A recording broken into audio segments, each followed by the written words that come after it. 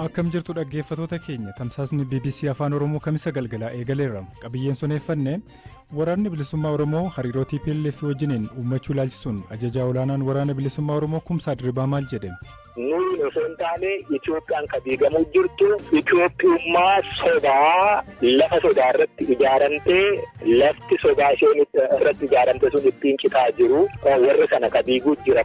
Ogeessi seeraa fi abukaatoon namoota danuuf falmaa turan Abdul Jabbaar Hussein akkamitti lubbuu dhaban? Lubbuun isaanii lubbuudhaan jiran qorachuun barbaachisaa waan ta'eef gara hospitaala mootummaa Shaalaadamaatti poolisoota akka hin goone gara sitti geggeessanii. Oduuf odeeffannoo biroos qabna hirphaa gammachuu isiniifan dhiyeessaa amma xumuraatti nu hordofaa.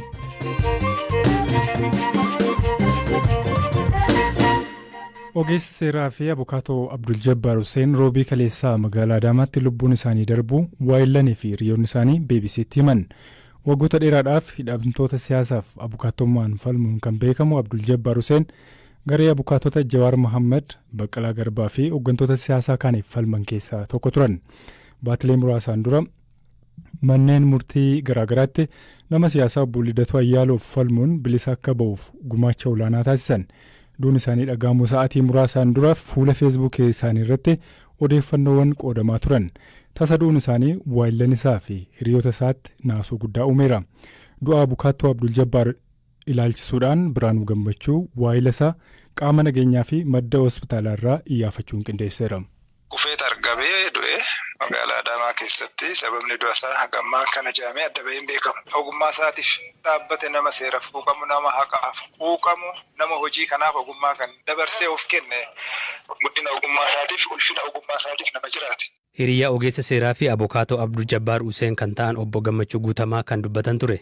Obbo Abdul Jabbaar Hussein magaalaa Adaamaatti du'uu isaanii erga dhaga'ame haala du'a isaanii irratti namoonni yaada garaagaraa miidiyaalee hawaasaa irratti ibsaa turani. Ogeessi seeraa kun magaalaa Adaamaa ganda gadaatti kufee argamu hoogganaan waajjira bulchiinsaaf nageenya magaalichaa obbo Makuriyaa Dinquu BBC'tti himaniiru. Akka obbo Makuriyaan jedhanitti bakka kufee argame irraa gara hospitaala dhuunfaa Rift Vaalii geeffamanii achitti lubbuun isaanii darbe. Kunis galgala keessaa naannoo sa'aatii 3 ta'uu isaati. Haati manaa jechuun bilbilanii sukkaaraaf karameellaa kennaafi jedhamee haati manaa immoo baajaajii kanaan dura yeroo inni dhukkubsatu mana yaalaatti hin geessu isa ergitee fi baajaajii saniin gara soo deemu kan lubbuun bahee garuu yoo haala namni bakkee san jiru danda'u sukkaaratti kenninaan xiqqoo dandamateettis akka ture odeeffannoo qabuun inni iddoo sanii qaamaan hin argamne garuu iyyuu poolisii irraas yeroo bilbilee fudhachaa jira.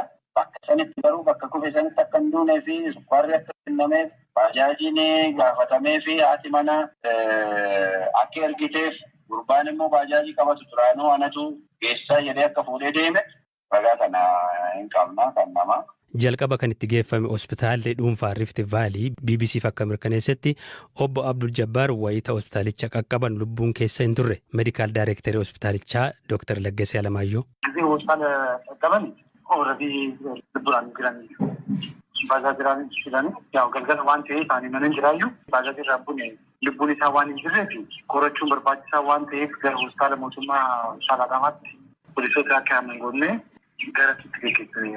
Nama guddaa fi ogummaa isaatiif jiraate nama jabaa dhabne jechuun hiriyoonni isaa fi jaalleewwan hojii isaa gadda isaanii ibsachaa jiru.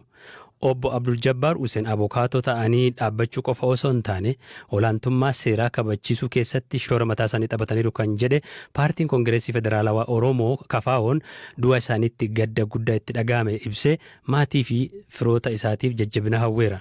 Sirni awwaalcha ogeessa seeraa Abdul Jabbaar Hussein har'a magaalaa Adaamaatti raawwatameera.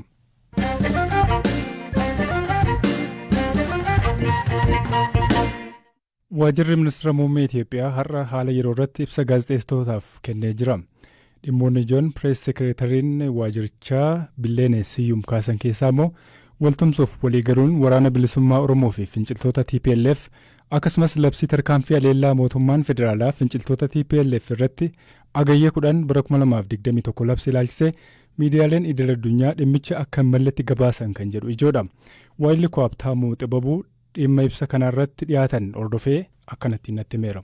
Tole Habtaamuu ibsa pirees sekeretaarii waajjira ministeera muummee ordofteeti kanatti jirtu. Mee hariiroo waraana bilisummaa Oromoo fi TPLF waliin qaban irratti maaltu jedhame?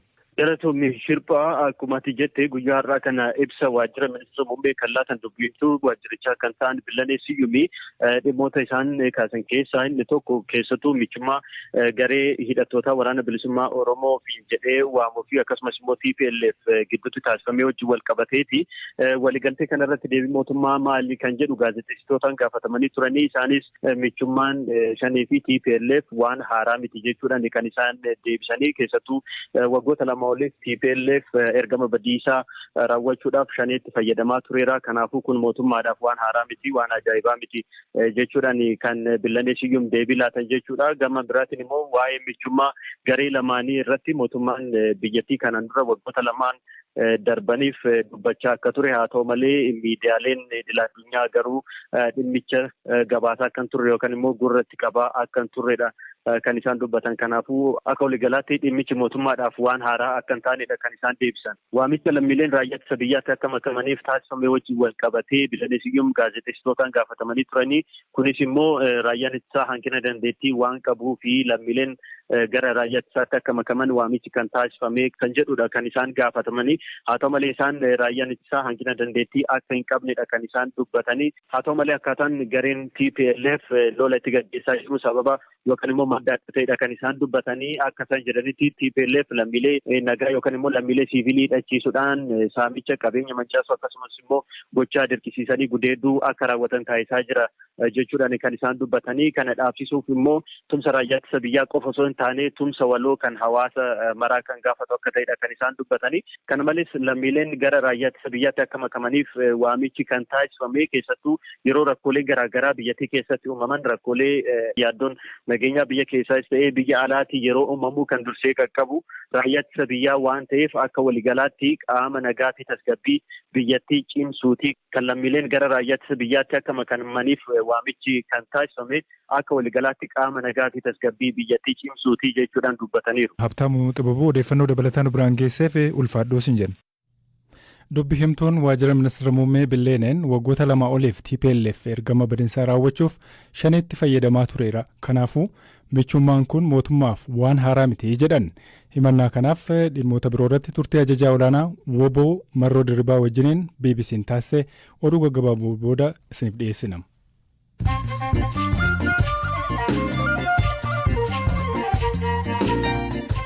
Olompikii Tookiyoo irratti meedaaliyaa warqee lamaaf naasa tokko injifachuun kan leellifamte dhalattuun Itoophiyaa Siifan Hasan waraanni Itoophiyaa keessatti gaggeeffamaa jiru biyyattii mancaasaa jira jettee qeeqxe.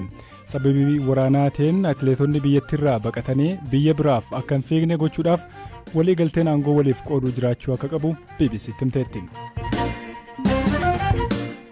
Dhaabbanni Raashiyaa waraana Liibiyaa keessatti waggoota hedduuf gaggeeffame keessatti ajjeechaadhaaf qacaramee turuun barame. Gabaasa qorannoon BBC gaggeesseen odeeffannoon argame akka agarsiisutti dhaabbanni Waagner jedhamu kan qabeenyummaan isaa dureessa Raashiyaa tokko waliin hidhata qabaachuu akka malus eeramee jira. Hidhattoonni Taalibaan magaalaa Tarsimoof murteessituu taate Gaazaanii jedhamtu to'atan. Hidhattoonni Taalibaan mootummaa Afgaanistaan wajjin wal waraansa irra jiran torban tokko keessatti magaalota 11ffaa qabataniiru.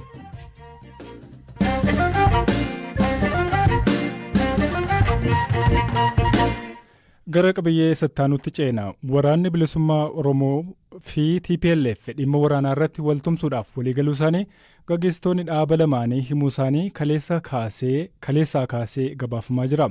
Kanaan dura mootummaan Itoophiyaa garee kanneen waliin ta'uudhaan nageenyaa fi tasgabbii biyyattii booressuudhaaf hojjetaa jiru jechuudhaan irra deddeebiidhaan himataa kan ture yommuu ta'u, ji'oota muraasaan dura immoo lamaanuu garee shororkeessitootaa jechuudhaan manni maree bakka bu'oota uummataa biyyattii farrajuun ni yaadatama. Hariiroo garee TPLF wajjiniin uummachuu fi dhimmoota biroo irratti ajajaan olaanaa waraana bilisummaa Oromoo Kumsaa Dirribaa Zalaalam Taaddasaa wajjiniin turtii taasiseera. Mootummaan Itoophiyaa dhaaba keessan dhaaba bilisummaa Oromoo fi TPLF'n dhiyeenya kana shororkeessaa jedhee farrajee ture. Ergasii qaama TPLF waliin ta'uun illee dhoksaatti hojjetaa turanii biyya Itoophiyaa jedhamtu kana deeguuf hojjetu jedha mootummaan. Isin maal jettu? Nuti cunqurfamuu jalaatii bahuufi jirru qabsoo ka gaggeessuu jirru Itoophiyaan ka diigamuu jirtu nuyi osoo hin taane Itoophiyaan ka diigamuu jirtu Itoophiyummaa sobaa lafa sodaa irratti ijaaramtee lafti sodaa isheen irratti ijaaramte sun ittiin citaa jiru warra sana ka diiguu jiran malee nuu miti. Waraanni bilisummaa Oromoo fi TPLF waraana irratti tokko ta'anii hojjechuuf waliigaltee irra ga'aniiru gabaasonni jedhan bahaa jiru. Waliigaltee akkamiiti kan waliin taasistan? Oromooni TPLF waliin walitti dhufeenya akkamii akka qabaataa ture kun eenyumaafuu ifa rakkoo hedduun yeroo TPLF PDO'ta yookaan immoo dhaadhiyoolee adda addaa tolchee mootummaa biyyattii sanaa ture rakkoo hedduu dararaa hedduu keessa dabree ture haala sana immoo jijjiiruu fi wareegama hedduu kaffalee haala sana erga jijjiiree immoo wareegama sanayyuu caalu takkaamayyuu argameen beekne namummaayyuu xiqqeeffamee jiraachuu sadarkaa dadhabuu irra gahamee mootummaa akkasiitu isa mudate haala akkasii kana keessatti Oromoon madaa qabu qaba dhimma sana yeroo fudhannee baay'ee uummata keenyaan mari'annee haala rakkoo furuu danda'u ammoo waan Oromoon barbaadu sharafuu hin dandeenyeeni yeroo fi TPLF waliin diina waloo qabnu isa kana kuffisuu irratti bifa waraanaan wal hubannoo qabaanne waliin hojjechuun ni danda'ama ka jedhu irratti yeroo gabaabduu fi mariitu ture waan ji'a tokko walakkaa hin caalleen asitti wal hubannoon jiraachuun dirqama ta'aa jechuu maaliif humna gurguddaa waraana harkaa qabu mootummaa kana lolaa jirutu jira waan ta'eef akkaataatti yookaan ammoo akkaataamatti guutummaa biyyattii keessatti lola kana irratti wal hubannoon jiraachuu qabu irratti nuti walii galle. Waliigalteen keessan dhimma waraanaa irratti qofa moo dhimma siyaasaa biraa dabalata? Waliigaltee akkamiiti? Ammatti waliigalteen jiru dhimma waraanaa irratti waliigalteen garii fi rakkooleen kanaan dura turanii fi sichillee akkaataatti gama siyaasaa waliin hojjechuun danda'amu mariinatti jirama. Mariin suni itti bahiinsi isaa maal akka ta'e gara fuulduraatti kan waliin ta'a. Diina waloo qabna jettanii ture. Mee TPLF diina abaa'oo akka ta'e yeroo hedduu ni himama.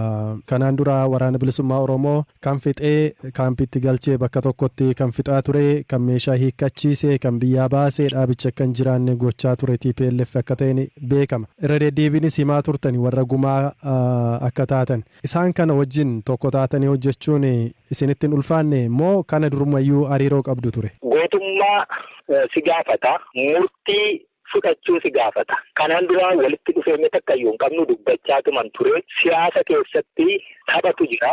Siyaasni yerootti haaloo hin qabaannetu jira. Siyaasni addunyaa kana irratti biyyi yookaan dhaabni yeroo hundumaa dhaabbataa diina kee ta'ee hafus hin jiru. Akkasumas yeroo hundumaa dhaabbataa fira kee ta'ee hafus hin jiru. Ni jijjiirama. Yeroo ilaaluu fi haala yeroo waliin tarkaanfachuun dirqama. Walitti dhufuu yoo baannee maaltu ta'a?